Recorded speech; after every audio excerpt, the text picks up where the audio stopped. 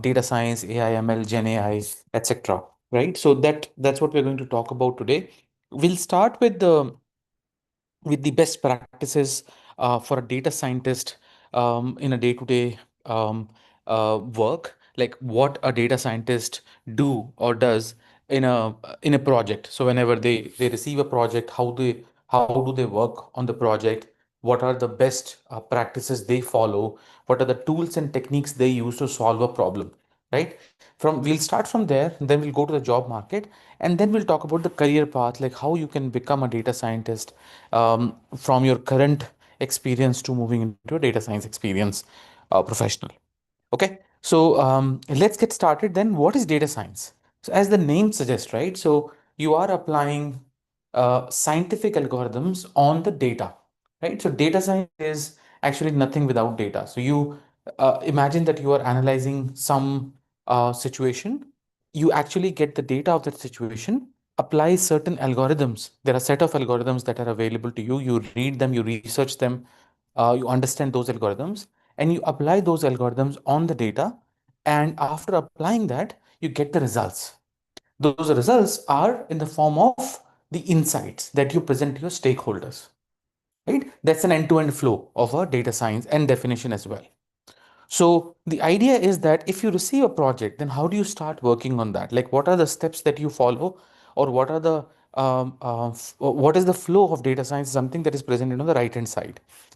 So how this flow works is starts from step number one. You can see step number one. Actually, there is a step number zero as well. The step number zero is that you start from understanding. So let's say you receive a problem statement from a customer. The problem statement can be, let's imagine that, okay, let me think of, let's say, I want to estimate revenue for my this product for the last 2 years, 3 years, right? So that's a problem statement. You want to estimate the revenue, or you want to actually get the revenue of the last 2 years of 3 years, and then want to estimate the revenue for the next 1 year. If that is the problem statement, how would you start about that? So as you can see, the problem statement two parts. One, we have to get the revenue from the product from the last 1 or 2 years, and then next part is we are going to estimate the revenue for the next year. So it's a prediction problem, it's a forecasting problem, right? So you start from collecting the data, collecting the historical data. It's called acquiring, collecting the historical data. Now the data that you are going to collect from history is stored somewhere.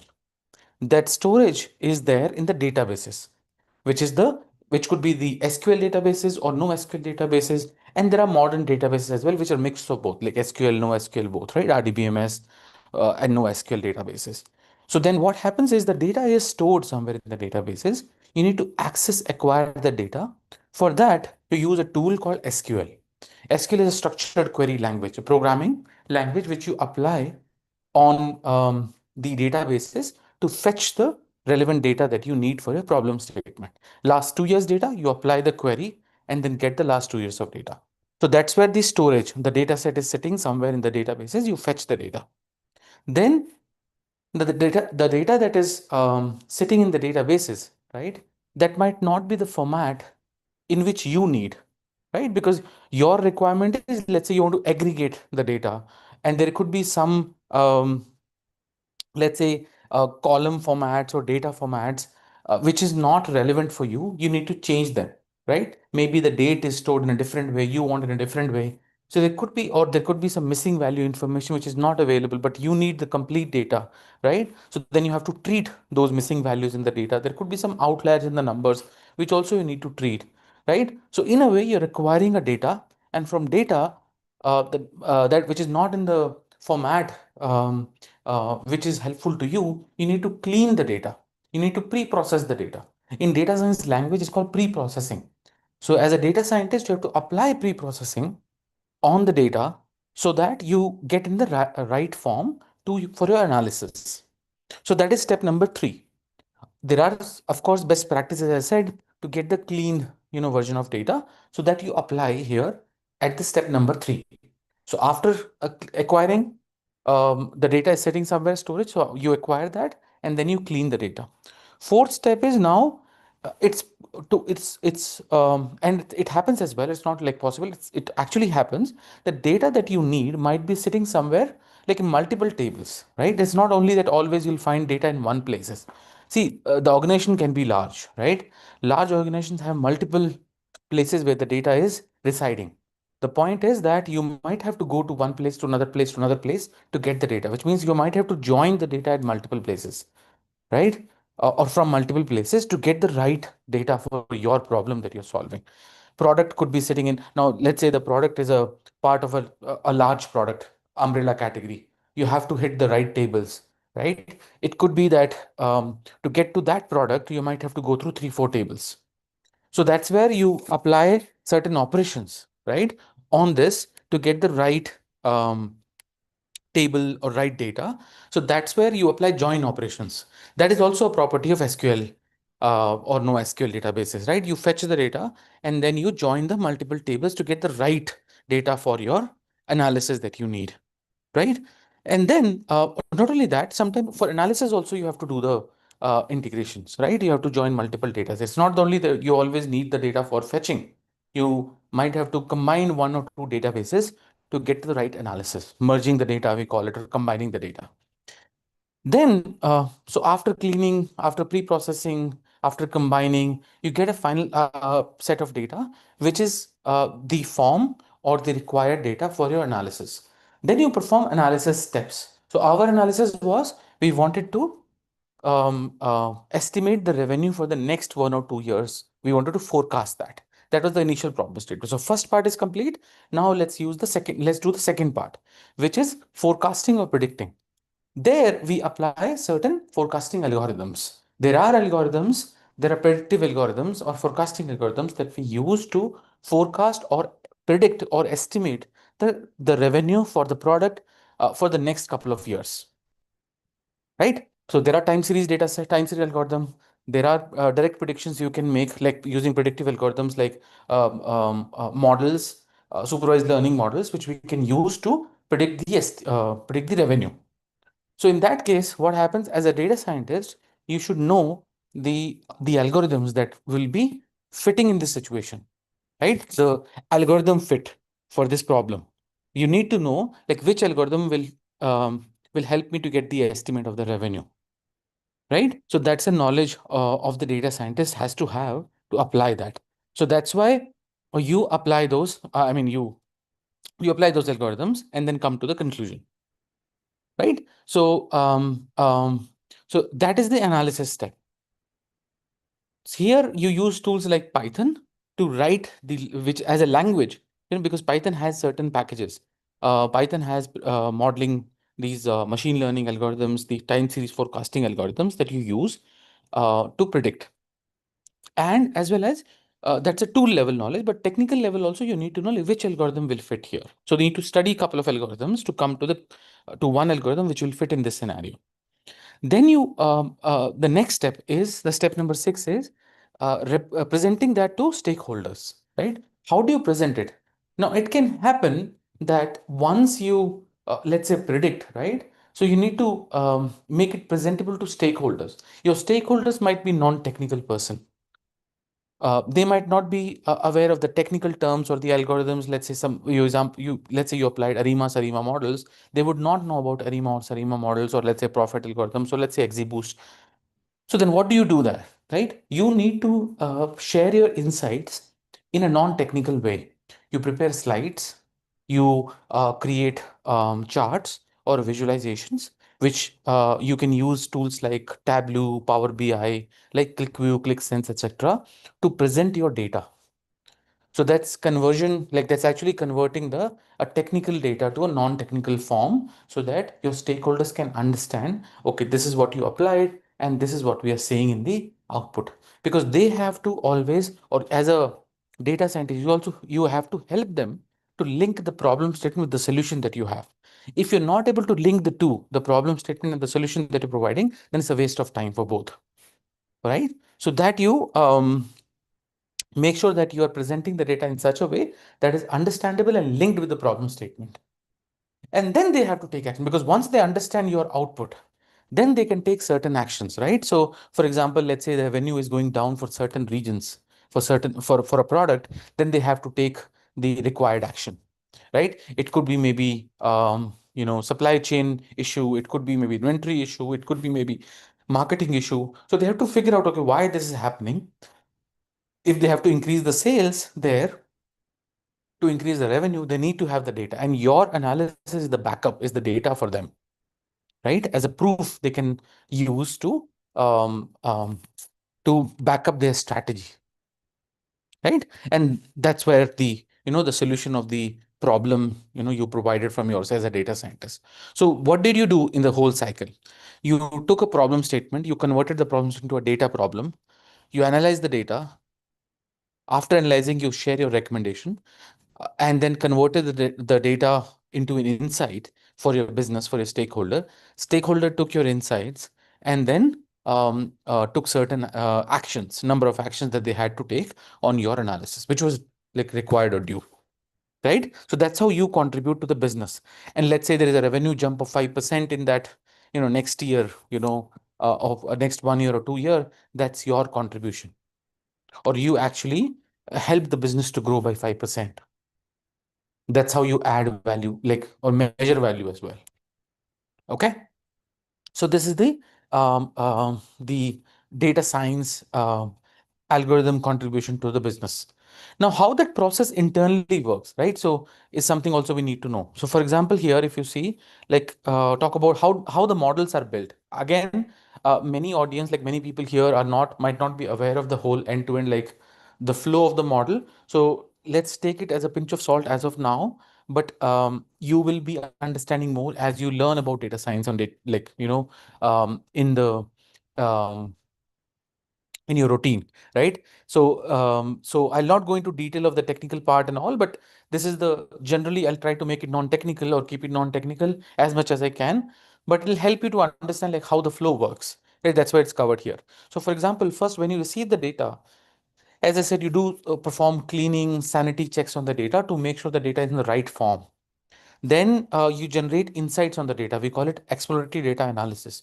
Before even building the model, let's say the predictive model we are talking about, or forecasting algorithm, you have to analyze the data, which is called exploratory data analysis.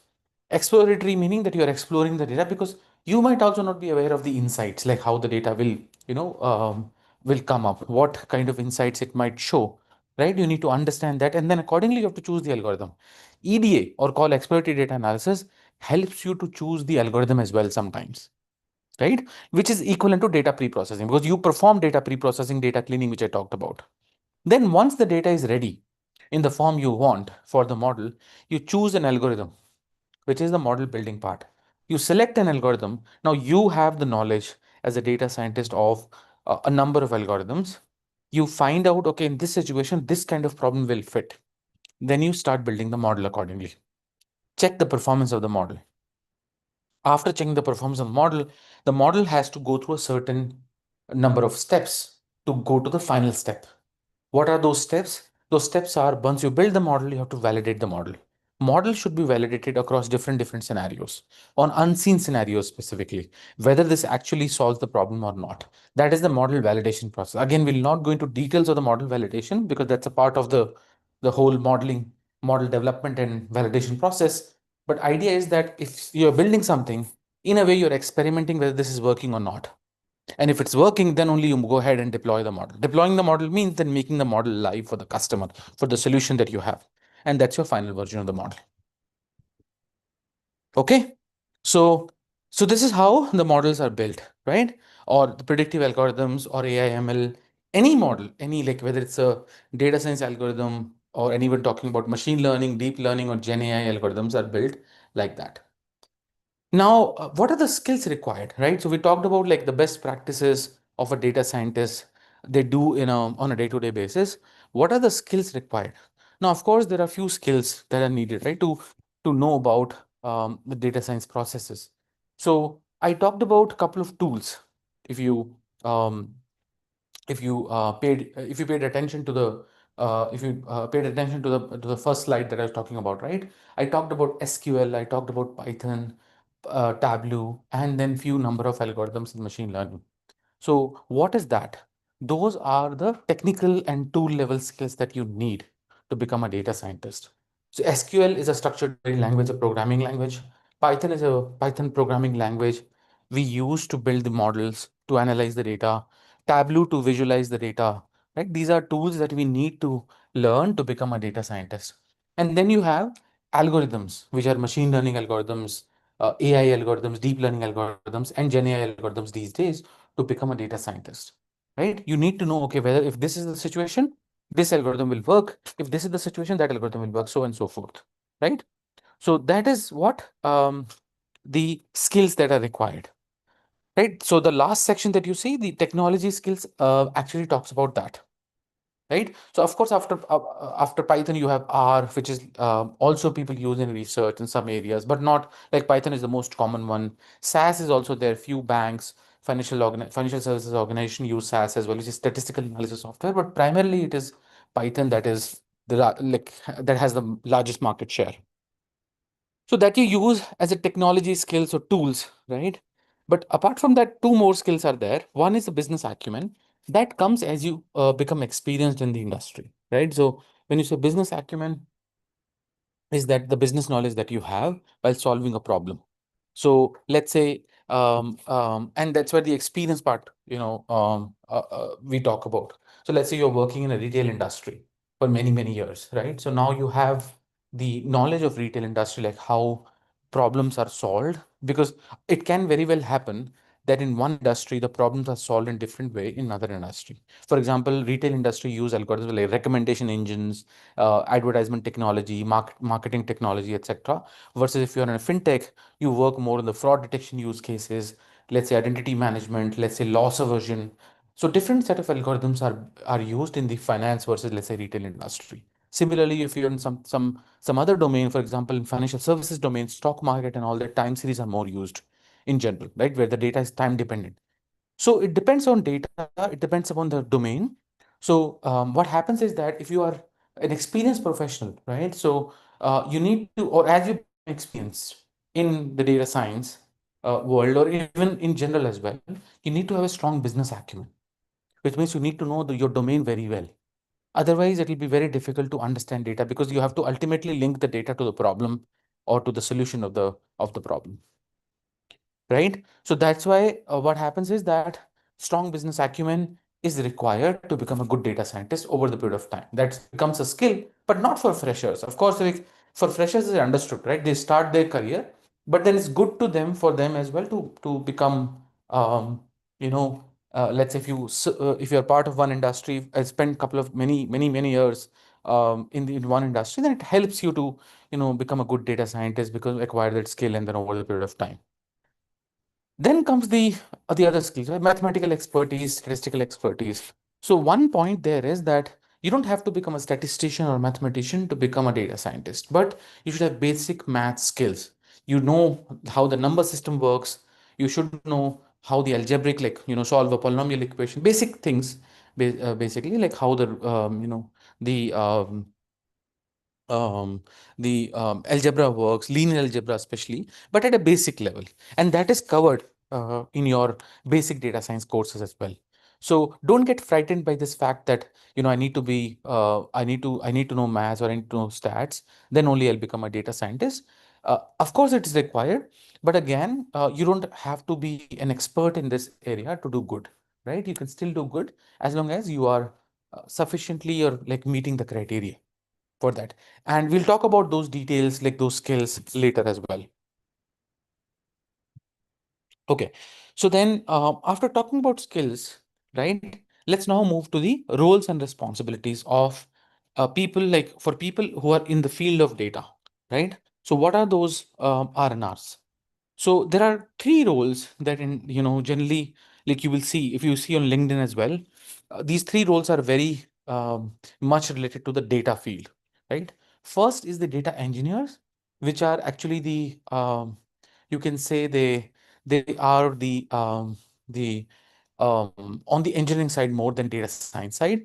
What are they? The people who are responsible to build the data infrastructure of a company, right? So as I said, that you need data then only data science algorithms will work, right? You have to have the data. So data is science, data is the foundation of the data science. So then there are people who work on this foundation, enabling the databases, those SQL, NoSQL databases that I talked about, building them right from the scratch, right? Flowing the data, like data has to flow to those databases regularly, whether it's a real time or non-real time, etc. That has to be part of your um, um, um, databases, right? So data engineers are folks who are responsible to build that. So they should have knowledge about this, ETLs, your technology, right? Latency. So in these, like how the data should flow in these databases is something they should know about. So that's a core engineering field. Many people, if you are already a part of organization, you would see that people are part of data engineering teams, and these are big teams. These are not small teams. So that's one role or one area where data engineers are part of, or data is basically like based on the foundation. The second or the other parts are the second one is called data scientist, and the other one is business analyst slash data analyst. Both are the same. So the difference between them is, I'll just highlight the difference, is that data scientists are the folks who are responsible to build models, predictive models. So their role is to build predictive models primarily, the algorithms that I talked about previously, right? Time series, machine learning algorithms, supervised learning, unsupervised learning. So there are set of algorithms in deep learning, in Gen AI, etc. They are the people who build these models whenever the problem statement comes to them. Versus if I talk about business analyst or data analyst, these are the people who answer the questions, or they are more on the measurement side of the any experiment. For example, you launched a campaign, right, to target certain customers. Let's say you are Amazon, and then you are sending emails, promotional emails to customer. You want to measure how the response is. In fact, targeting, people via these campaigns. Who should you target? How would you target? What algorithm will you use? It's mostly measurement or experiment measurement, we call it. These are the folks who work on those kind of stuff, those kind of tasks that are there. It's one of them. Then you build dashboards as well, customer success, right? So how has been, like mainly on the analytics side, right? So how has been the customer using your product so far? What can you do to engage them, more? The activity. You see a lot of posts on LinkedIn, like people have used this product that much, this product that much, number of people. Let's say, for example, Google, like, right? So there are total 5 billion queries, searched every day on Google per day. That's a number that you measure. So end of the day, the number has to be measured, right? And the number has to be measured for the last many, many years. So that kind of work is done by data analyst. So here they might not be working. I should not say don't, they might not be working on the predictive models, but they might be working, or they are working on the analytics side of that, right? Measurement, analysis, and then presenting this analysis to stakeholders, building dashboards, Tableau, Power BI is that like part of the day-to-day toolkit. Okay, so that's the difference high level between data science or data scientist, business analyst, and then data engineers. Anyone has any question on this slide? Feel free to post your questions. We'll take it up later. Now let's talk about the Gen AI, or the new area which has emerged in the last 2 years and actually impacted everybody, right? So you can see the Venn diagram on the left hand side. There is an artificial intelligence, which is like, you can see that Gen AI, Open AI, deep learning, all these algorithms are part of. Then there is a machine learning, which are set of algorithms like boosting, linear regression, logistic, like starting from regression till go to boosting ensemble approaches. And then there are deep learning. So what happens is that Gen AI, the difference between the Gen AI and the AI algorithm that we have been, doing so far is the part in the name itself. You can see, right? So Gen AI is generative AI, which means that now AI can be used to generate stuff. Let's say you want to write a blog, you ask ChatGPT to generate a blog for you. Let's say you want to write a code. Rather than coding yourself, you ask GenAI, ChatGPT to write a code for you. It writes for you, right? So here, what's happening? You are actually generating, or your AI algorithm, your AI tool is now generating the code for you, or writing the content for you, or creating the image for you, as you described. So it's following your instruction, giving you the answer by generating some stuff. Versus traditional AI that we talk about. What is the difference? There, what we were doing is we were taking the data, which is the first example, like revenue estimation. You were taking the last few years of data, building the model, and then forecasting, predicting next few years of data, which means you're actually mostly predicting or classifying. So prediction, by the way, happens in GenAI also, but those are the technical parts. We'll not go there. I'm telling you at a layer above that, which will be the abstraction layer, basically meaning that with AI, traditional AI, you were classifying it or you were predicting something. They were mainly they are mainly the optimization algorithm, versus Gen AI is mainly the generative algorithm. So that's the difference between them, right? So and now, so what happens after this Chat GPT launch of from 2022? Lot of like fields, especially where we were using AI, traditional AI. Now we are adding or complementing them with a Gen AI also. Why? Because let's say we were not writing blogs with AI. Now we've started, writing them. We were not writing codes with AI, though we were searching Google, we were taking help from somewhere. But now you're taking help directly with your assistant, which is like, let's say, Chat GPT, and generating code for that. So what's happening is that it's a new technology altogether, which is helping you generate stuff, not only classifying and predicting. Classifying prediction is all still a part of this algorithm. You can still use a Gen AI model, like any LLM model, to predict something, but their core focus is to generate for you, rather than providing the data and everything. So we'll talk about those details, but that's what the difference between the AI or traditional AI versus Gen AI. I hope that's clear. If not, feel free to post your question. So then what is the impact of Gen AI on the data science? See, Gen AI is impacting in a slightly different way, right? To the overall field now. As I said, that the traditional task, let's say, for example, fraud detection, will still be done by will still be a predictive problem, right? Because you have to predict fraud. So the problem statement will not change. Underlying algorithms can change, meaning that maybe you were earlier in your organization, you were training the model for fraud detection. But in future, it can happen. There can be already a model available in the market, which is trained on large data set, which can do the task for you. Because for Gen AI model, it's just a task. The predicting the frauds is the task for them. And the task can be done, can be achieved by Gen AI model. Then other task could be the marketing content. You want to generate some marketing content on for your website. That will be another task for the Gen AI model. It will do that for you. There'll be a model available in the market. You use that directly and generate the content. Right. Third task could be, let's say, for example, you want to write a code. You want to need a code assistant for your organization. That is also available for you. There will be, or in fact, there are available models available today which can write codes for you. So different tasks are like, you can think of as the bucketizing these tasks, and there will be models available. Maybe specific model for specific task, or a combined model for all the tasks. That depends upon these accuracy of the models and all. But that's how the Gen AI is going to impact your data science field, right? That's the technology shift that's happening. So for example, if you see the right hand side chart, right? So how this is impacting. Let's learn that. So number one, the first, you see the 2D, the plane, the four quadrants. The first one is the top right, is that Gen AI terminologies that you might be hearing a lot about transformers. Transformer is the actually a type of architecture of a model, of a deep learning model.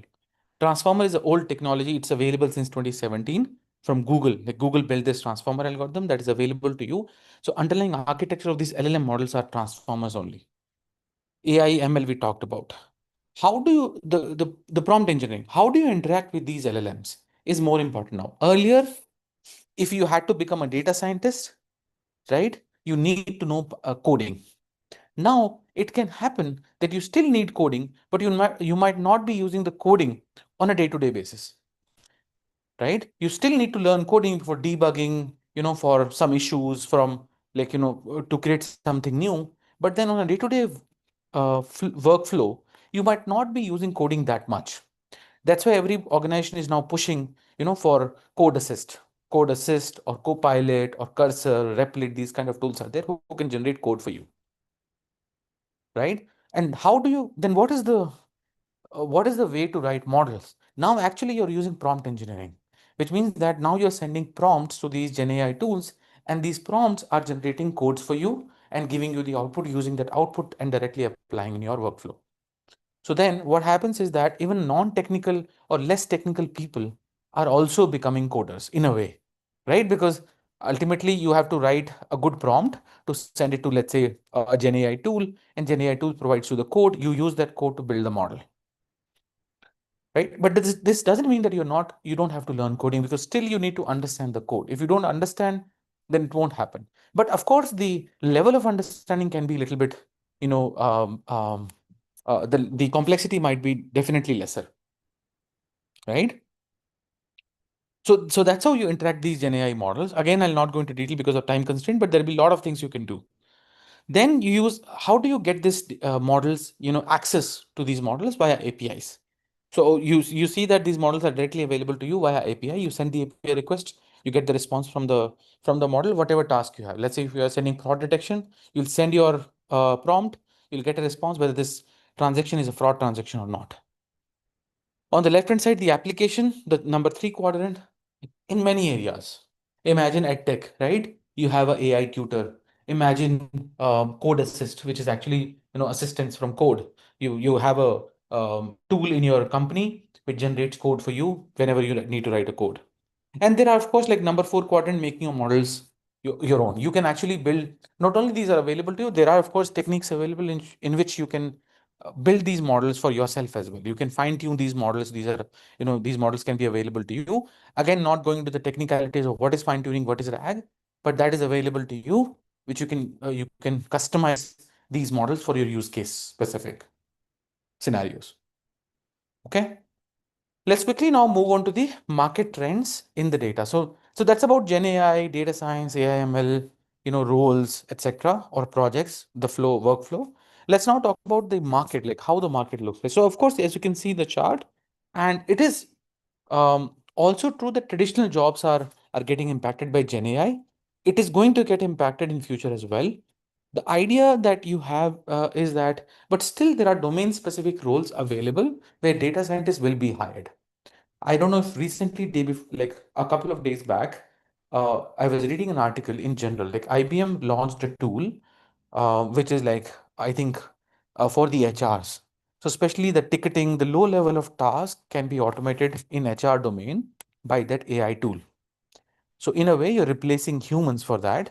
And I think they they the HR jobs, like there were many people from HR domain got replaced with that tool. But then in parallel, what happens, IBM also rehired many people. So not rehired, like hired many people in other domains. They needed, people to work on the data science or AIML workflow. So then what happens? The skill shift. So the point I'm trying with, the skill shift is happening. So HR is one scenario. There could be other scenarios as well where low level tasks can be replaced or can be impacted. But then there are other roles which are getting created by this AI where people are getting hired, right? And that's why the reason I'm saying is that's why this growth will continue. You will get hired in data science domain as long as you are relevant based on the skill that is not required by the company. And how do you get upskilled or how to reskilled? As I said, the courses that you do in AI, ML, AI field, right? That will actually give you a boost to get yourself upskilled. And just to tell you the number, the market looks like it's going to grow by 30% approximately for the next couple of years in terms of data science jobs in India and across global as well. You can see in India number, like there are 11.5 million people that will be hired by 2026 in globally. And then India also, you can see that the demand of data scientists will increase by 300% in the next couple of years by 2030 to 2030. These are like career path. I'll probably skip the slide. I'll talk about more on the, okay, maybe I'll cover the first slide and then skip the second one. So here, like what kind of roles are available, right? So in data science field, um, including Gen AI and AI and analytics, everything, right? What are the roles available which you can do? So the first I would divide this slide into two parts, like technical roles versus non-technical roles. But otherwise, actually, we should not think of non-technical as purely non-technical. Still, the technical flavor is required, which means you need to still learn Python, SQL, those tools. It doesn't mean that you don't have to learn, but the experience level that the like whether you need to be an expert in that or something is actually we can um, uh, there's a bit relaxation there. So, for example, to become a data scientist, AI engineer, ML engineer, you need to be good in Python, SQL, or machine learning algorithms. You need to be really good at. I would say 8 or 9 out of 10. And 9 out of 10, I would say, not even 8. Right? Then to become a data scientist, or sorry, the data analyst, business analyst, you may be like, 7 or 8 out of 10, or 8 out of 10 in Python, SQL, or analysis. Here, you don't need to be like an expert in machine learning algorithms. If you know Python, SQL, you're good enough there, or Tableau.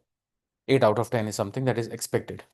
Then you have manager level role, consultant level role. There you don't need to be technical, but you need to be aware of these algorithms, right? How they work, because you need to assign your team the tasks that are required, the problem understanding, the business acumen understanding, all the business acumen that is required. So different level of skills are required if you are at a manager level, a consultant level. But still, these are, again, as I said, technical knowledge is still required. Like some situations can come, right, and which is not rare, of course. So where you need to work on the coding because somebody is not available, somebody is not able to solve, you have to understand the problem and provide the right solution as a consultant, as a manager. If you're not able to, then you'll be in trouble. Your team will be in trouble. Okay. So we'll skip that. Let's talk about the um, uh, how great learning can help you to achieve this. The objective of becoming a data scientist in the next couple of months, coming months, right? So great learning, everyone, I believe here would be aware of that is one of the leading ed tech firm in the especially AI and ML courses. So you'll see they have number of courses in AI, ML, business analytics, which actually helped students in past couple of years, and in fact many years, I would say more than 10 years, in achieving the right role in the market. And I have been one of the beneficiary of that, right? So I was one of the student of first initial batches of this program called PGP Data Science. That the name was different, but the course was same, right? So you can see that Great Learning has um, partnerships across the globe. So you can see this certificate, that the course that we're talking about has dual certification. You get the certification from University of Texas, Austin. Then other courses are there where you have partnership with Northwestern University, John Hopkins University, Walsh College, etc. Which means that your degree, your certificate, your diploma certificate is actually valuable across the globe. And a lot of learners got impacted. As I mentioned, the 12 million plus learners have been empowered by by the courses launched by Great Learning. There are actually 18,000 plus career transitions have happened. Uh, there are more than 4,000 plus companies who are partner with Great Learning to hire students from campuses, right? And in terms of impact, 400 million hours of learning content has been delivered by Great Learning, right? And not only that, they have a large guru community, which is people who are either alumni of Great Learning or in the industry, they're well-known names, like 7,600 plus gurus who are part of this whole community of Great Learning. So they are connected with them, right? So in terms of the data science course, right, what has been updated or what's new is one, of course, the clear standout uh, point is the GenAI. It was not there in my time. Of course, it was not there with that time. GenAI was not there, but in the last couple of years, GenAI has been introduced and added in this course, which means that you learn ChatGPT, prompt engineering stuff, which you can use in day-to-day basis in your and everybody in the organization also. There's an impact, right? Everybody is now forced to use these AI tools in the companies. If you're not using, then it will impact your performance. And that's just very important for you to becoming like using these tools so to upskill yourself. Then AI and business analytics modules will always get updated with new case studies, new material. Like as the year passes, if new case studies come, new scenarios come, they actually get added in this course, right? So This course, I what I do what I actually explain to other people is it's not a course actually, it's a workshop that you're part of, meaning that you don't only learn theory, right, which is of course you should learn, but then primarily what you do is the practice. You do a lot of case studies here. Every module, there are 11 plus modules, you have at least 3 to 4 case studies, right? And minimum 2, 3 you do hands-on on your own, 1 or 2 done by, let's say, the gurus or the mentors of your course. So then technically what happens is that you are learning 3 to 4 case studies, and after 11 months, you actually end up learning 30, 40 plus case studies um, after the course. Plus, there are hackathons, other projects that you do, right? Plus, there's a capstone project where which is your um, project ends, right? Or your course ends. You actually submit a capstone, which is kind of your dissertation or thesis that you work on in the course. So which means you end up doing a lot of case studies, which are more than enough to give you a grip of knowledge of data science. So whenever you enter in the interviews, or let's say if you're already part of an organization, move to data science, you actually feel very confident about the problems that you're solving, right? And these are all relevant to the market. It's not that some random like academic case studies are there. Of course, academics are part of that, but these are not random. These are purely curated based on the industry knowledge, taking the help from gurus. Great Learning, content team has been working with industry folks to create that content for you guys. About this specific course, it's a 12 months of program, as I mentioned already. There are like enough number of case studies, more than 30, 40, 600 hours of online, content is there. Weekend session happens. Hands-on learning is focused here. As I said, the mentors do case study, and you also do work on case studies projects. They're all in Python, data science. Case studies are there. And this course is actually a world's number 3 course in the business analytics. Very quickly, high level, I'll talk about the curriculum. Then we'll go to the questions. I know I've been taking time. So what happens, as I said, that this course actually, the way it is curated is again for people who are non-technical as well as technically, right? So what do I mean by that is that when you join the course, you start from basic skills. So on the tool sides, you learn Python. There is a dedicated module of 1 month. You learn Python with that. You learn statistics, inferential statistics, and then machine learning one is also has a module called the advanced statistics. So then two modules on statistics dedicatedly. Then you have SQL dedicated module, GenAI there's a dedicated module, and then Tableau as well, right? Which means that these are like tools, each uh, um, tool, like a separate module is provided, so that even if people who are coming from non-technical background, like person like me, so I'm from a non-technical background, I did not study maths or statistics until I was like masters. So I was very new to this computer science or algorithms, programming, etc. So that time R was popular, so we were taught R. So that people who are non-technical actually learn. Right? And that is very helpful. Of course, there's a lot of content online also available, but then there is a path. Like as I said, the difference between the online like material and here is that you actually get a guided path. And that's very important because there are a lot of other noise available which actually derails you or can derail you a lot of times. So once you get a guided path, you go on that path and then you upskill yourself. That will always be a better approach. So that is provided to you here. Plus, then there are some on the machine learning side, there are lots of tools available. There is a machine learning 1, 2, you can see neural network, computer vision, Gen AI I talked about, unsupervised learning. These are all part of your machine learning toolkit. The algorithms, which I was mentioning in the beginning, that you need to select, you need to be a, if you are a good data scientist, you would select a right, solution to the problem, right model to the problem that you need, right? So that is there. Plus, there's a career assistance available, resumes, right? Your interview preparation kit, etc., are available for you to excel, in this interviews. Plus, the overall, like as a data scientist, how can you make yourself mature in the field is very important. With that, I will wrap up, and now we'll go to the Q&A. We have around 10 minutes of time, so we can utilize the time to answer your, answer queries, doubts. Uh, But thank you so much for being patient. I see there are a couple of questions. We can take the questions from the Q&A first, and then we'll move to chat section.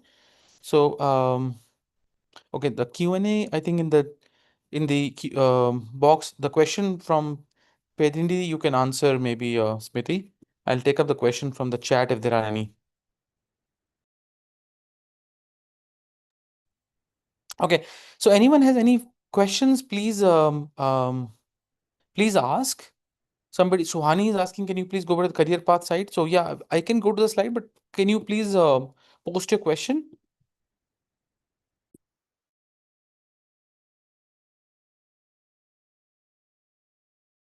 Post your question, please. Anyone has any questions? Smriti, anyone posted any question? We can take up question. Hi, Aniket. No, I just see a couple of questions in Q&A. We can just take that up. I think the questions are for you. Those questions, the fee. I think one person is asking about the fees of the course, placement assistance, etc.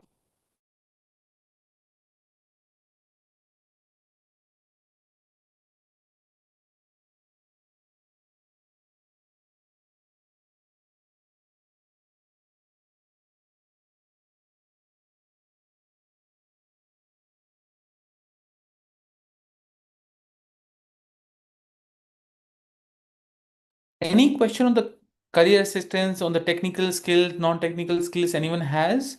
Feel free to ask, guys. Yeah, Pediniti, if I'm not pronouncing your name wrong, please go ahead and complete your question. So you are from HR field, okay? Yes. Do you have any questions after that point? So if you're asking about eligibility that you are from HR field, yes, you are eligible. See, one more thing I would like to highlight here is that data science is a horizontal skill, right? So it's agnostic to domain in the sense that you can be a data scientist in finance domain, in the sales domain, marketing domain. Of course, the problem statement varies as I explained about the retail versus finance, right? Fintech, etc. But you, as a data scientist, you work in both. As you become experienced, you become more specialized. But initially, in the beginning of your career, it's actually work like a horizontal skill. You are part of any organization where like your skill set, the data science techniques that you apply to solve the problem statement. So it works like a engineering domain, right? Horizontal domain. So in that way, you are eligible to like HR. So HR analytics is also a field, but a domain, by the way.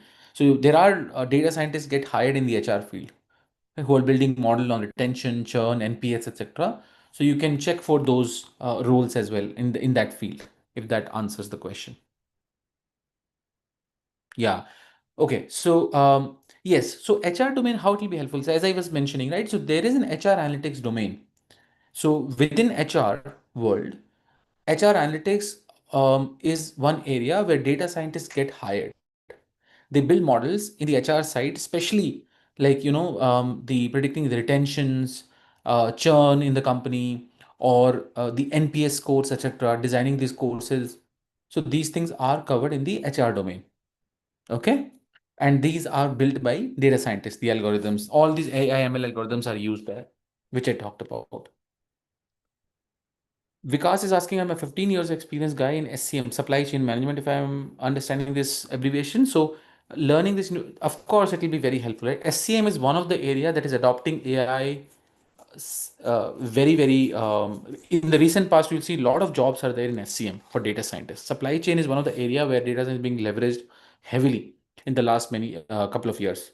So you can look at, LinkedIn where the data scientists are getting hired in SCM, supply chain domain, right? All the retail companies, Walmart, Google, let's say, they have retail business, or let's say Target, they need people who can work on supply chain analytics or supply chain data science.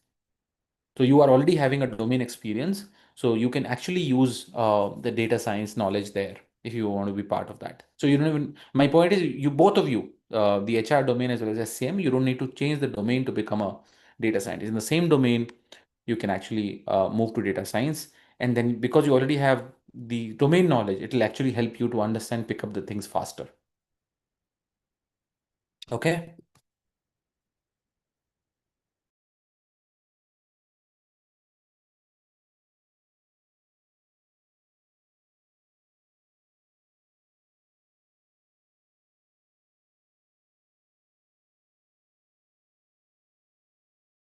Okay. Amit Kumar is asking, doesn't it too long period? No, so actually, see, there are lots of techniques you have to learn. It's not a shortcut, or in fact, I would say it's not even that lengthy as well. So in the 12 months, you're getting actually a bunch, like, if you think about this, number of tools that are required, number of techniques that you need to learn to become a data scientist, 12 months is apt time period or tap time period. Because what great learning have done is they would have done probably the research, like what should be the right time for this much of content delivered. I mean, they can always, like, throw the content on you, maybe, shorter maybe making the duration shorter, but will that be helpful? Will you be able to pick up? That will be difficult. But as I said, this course is more like a workshop, right? You actually have work hands on, and that takes time to pick up. So I would say 12 months of time period is apt time where you get to learn things, because you need to think about it. You're a working professional. You have to apply these things in the whenever join the company, or already, let's say if you're part of any company. So you need to apply these techniques. You'll be only able to apply if you understand them well. And understanding well takes time. Okay. So I hope that answers the first question. The second question, the person is asking, is I am a people manager in IT operations. IT operation depends on what data you get. I haven't worked on the IT operation domain, but so the idea is that you don't have to stick to the same domain if you're really passionate about some solving the problem with the data. If you really have a knack of analyzing data, let's say solving the problem with the data, then you can move the domain as well. The previous two domains that I was talking about, SCM and let's say HR, are already data science is part of that. Like, I mean, data scientists get hired in supply chain management as well as HR. IT operation, I don't know, I don't think so. But automation, nowadays you think about like GenAI. So GenAI tools are being built which can actually automate the task of IT ops. So there is an opportunity that I see leveraging Gen AI. So I think then learning Gen AI will be helpful for you. Amit Kaur, if you're asking about that. So then, of course, then this particular course or Gen AI specific, techniques can help you in your IT ops automation. Okay, so it'll be helpful for you. Yeah, I understand that. I got the idea now. Yeah, but as I said, the Gen AI can be helpful to you, Amit. Okay. Okay, so Kamlakar is asking, how can a mid-level senior can transition to AI path, and how the career can be progressed? See, yeah, so people who are already experienced, right? So they should try to find an area in the same domain. The supply chain example, somebody who's 15 years of experience, somebody is HR, like spent few years. Amit is spending in IT ops for a couple of years, right? So it can happen that you are already a domain experience.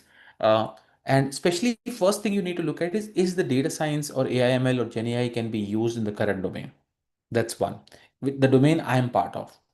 If the answer is yes, then you can actually make a move easily, right, on AI.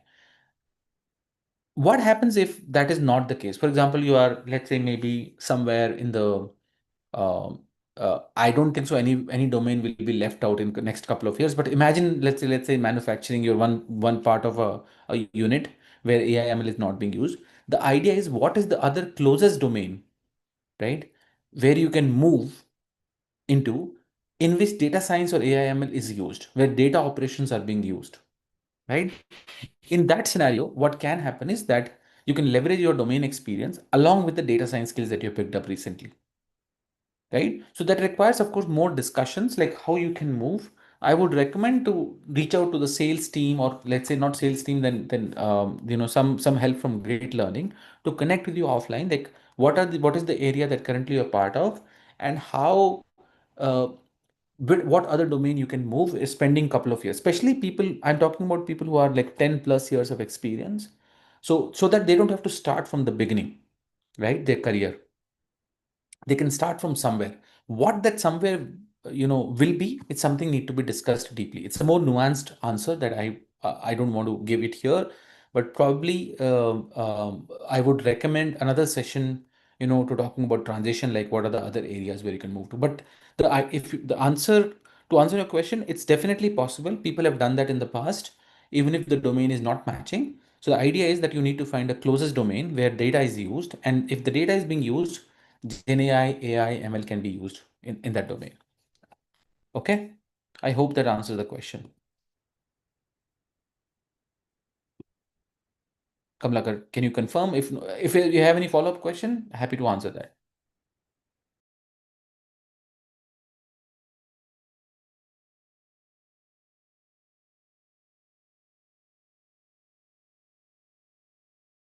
Okay. We are on time as well. Smithy, I hope all the questions are answered, right? Is there any last one or two questions? Do we have any? Yes, Aniket, I think we've covered all of them, so we can wrap up. Okay. Thank you so much, everyone, for your time. All the best for your future. And yeah, thank you.